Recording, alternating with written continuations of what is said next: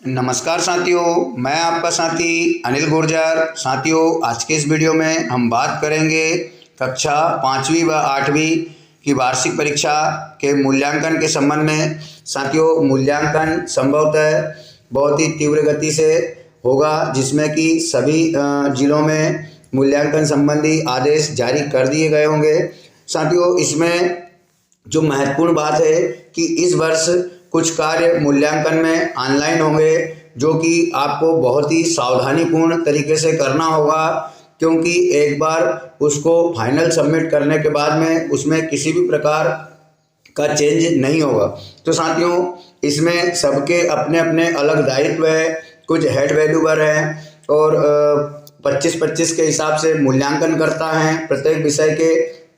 तो हम इसमें मूल्यांकनकर्ता के दायित्वों को इस वीडियो के माध्यम से समझेंगे कि मूल्यांकनकर्ता को किस किस बातों का विशेष रूप से ध्यान रखना होगा।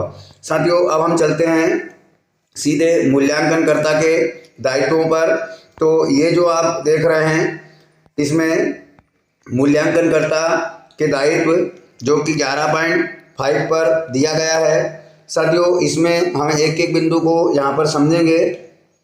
पहला है, मूल्यांकनकर्ता इस बात की पुष्टि कर ले कि पोर्टल द्वारा जिस कक्षा, विषय व रोल नंबर की उत्तर पुस्तिकाओं का आवंटन किया गया, वही उत्तर पुस्तिका उनको प्राप्त हुई हो।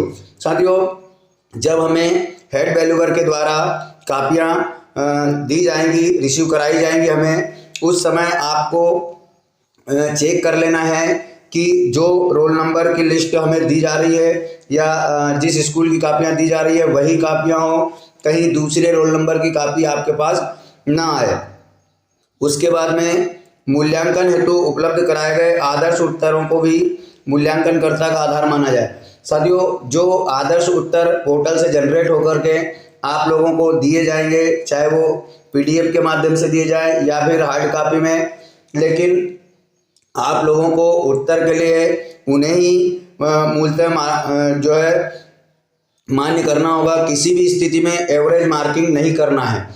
उसके बाद में मूल्यांकनकर्ता ध्यान रखे कि उत्तर पुस्तिकाओं में कोई भी उत्तरकांश अमूल्यांकित ना हो। साथियों, हमें कापियों को 2 बार चेक कर लेना होगा, जांचने के बाद में कि किसी भी प्रश्न जो है, कोई भी प्रश्न अमूल्यांकित ना रहे।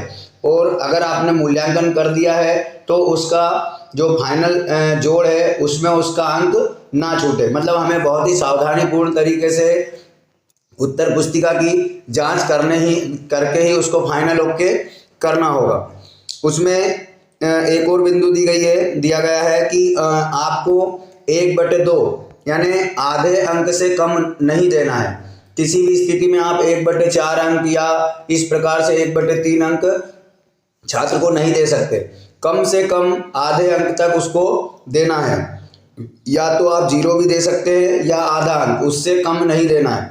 उसके बाद में मूल्यांकनकर्ता द्वारा उत्तर पुस्तिका के सभी खाली पृष्ठों को अनिवार्यतः क्रॉस किया जाए।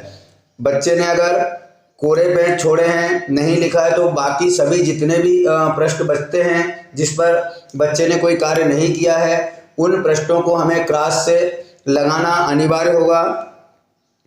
उत्तर पुस्तिका के कुल पृष्ठ के बाद में आगे प्रत्येक पृष्ठ का पर संचय योग प्रत्येक पृष्ठ के ऊपरी भाग में अंकित किया जाए। साथियों, जैसा कि हम एक पेज जांच लेते हैं, जैसे एक पेज पर उस बच्चे के 10 नंबर आते हैं, तो हमें ऊपर अगले पृष्ठ पर उसके पिछले पृष्ठ के अंक लिखना होगा। फिर दूसरे पृष्ठ जांचने के बाद में उस पृष्ठ पे जो अंक आए हैं उनको और पिछले पृष्ठ दोनों के अंकों को इस प्रकार क्रमवार पृष्ठवार ऊपर अंकों को ऐड करते हुए चलना है।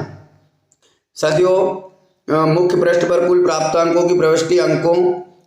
उसके बाद में जब आपकी कापी पूर्णतः चेक हो जाए, सभी कापियाँ आप मूल्यांकित कर दें, फिर मूल्यांकन पूर्ण करने के उपरांत मूल्यांकनकर्ता अपने लॉगिन आईडी से मूल्यांकनकर्ता आरएस के पोर्टल पर जो उसकी लॉगिन आईडी है, जैसे कि यूनिक आईडी और डेट ऑफ बर्थ, तो अपनी लॉगिन आईडी पासवर्ड से छात्रवार प्रश्नवार अंकों की प्रविष्टि स्वयं के मोबाइल से करेंगे।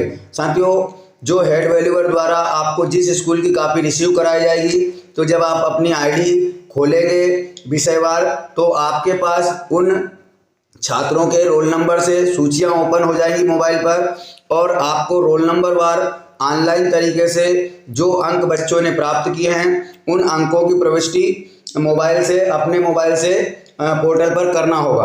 और सबमिट करने के बाद में पोर्टल से जनरेट सारांश पत्रक, यानी जो है सारांश जो निकलेगा, एक प्रपत्र निकलेगा टोटल ओवरऑल, उसको निकाल करके प्रमाण पत्र पर हस्ताक्षर कर बंडल के साथ में अपने मुख्य परीक्षक को सौंपना होगा। तो इस प्रकार से इतने दायित्वों के साथ में मूल्यांकनकर्ता को मूल्यांकन का कार्य करना होगा।